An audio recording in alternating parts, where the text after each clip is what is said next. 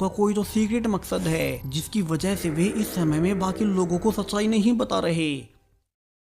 तो दूसरी ओर वहीं जूड के घर पर फिर से रीस घुस आती है और कहती है कि उसे कैसे भी करके सिर्फ अपनी बेटी लिया को पाना है, जो कि अभी पुलिस कैंप में थी। रीस यहाँ से जूड को अपनी हिस्ट्री बताने लगती है कि कैसे साल 1987 में वो खुद एक एपेक्स थी। वे जेनेटिकली मॉडिफाइड सुपर ह्यूमंस थे और आम लोगों को मार रहे थे ताकि पृथ्वी पर सिर्फ और सिर्फ उन जैसे सुपर ह्यूमंस ही बचें जो कि एवोल्यूशन के अगले स्टेज पर पहुंच चुके हैं। सो एक बार रीस भी अपने एक और साथी के साथ आम लोगों के कैंप में घुसी जहां उनकी फैलाई बीमारियों से आम इंसान मर रहे थे। वहीं रीस जैसे एपेक्स को इस बीमारी से कुछ नहीं होता क्योंकि वे तो इसे ऑलरेडी इम्यून हो चुके थे। लेकिन इस कैंप में जहाँ की रीस को आम लोगों को मारने भेजा गया था उसे वहाँ एक छोटी सी बच्ची नजर आती है। अब रीस की चूंकि खुद की कोई संतान न थी तो वो उसे अपने पास रखने का फैसला करती है। वो उसे मार नहीं पाती, हालांकि ये सब एपेक्स कानूनों के तो खिलाफ ही था। तो उसे अपने साथी सोल्जर को ये राज छुपाने के लिए मारना ही पड़ता है। रीस बेबी को अपने घर ले आई और उसे पालने लगी। हालांकि उसका पति जो कि एपेक्स ही था वो भी कहता है कि वे आम इंसानों को नहीं पाल सकते, वो भी हायर अथॉरिटीज से छुपकर। लेकिन अब तक रीस को इस बेबी से प्यार हो चुका था और वो अपने पति से इस बात को सीक्रेट रखने को कहती है। हालांकि उसके पति ने हायर अथॉरिटीज को ये सच्चाई बता ही दी और अब रीस को मीटिंग में बुलाकर बताया जाता है कि अब से ना सिर्फ एपेक्स अथॉरिटी उस बच्ची को मारेगी बल्कि वे रीस को भी उम्र भर के लिए जेल में रखेंगे जो उसने एक आम इंसान के बच्चे को पनाह दी। तो अब अपनी बच्ची की जान बचाने के लिए रीस वहां मौजूद सभी ऑफिसर्स को जान से मार देती है।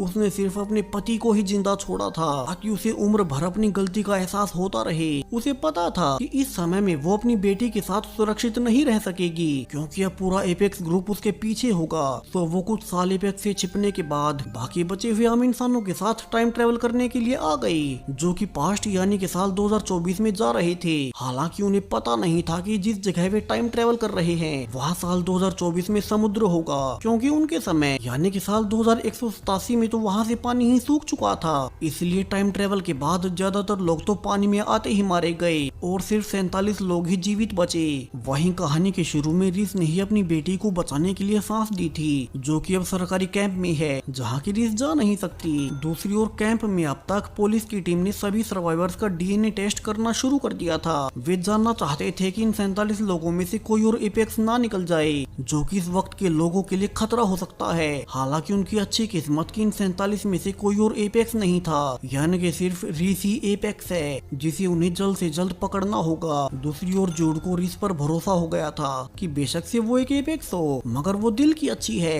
और सिर्फ अपनी बेटी लिया के लिए उसे पाना चाहती है। उसने अपनी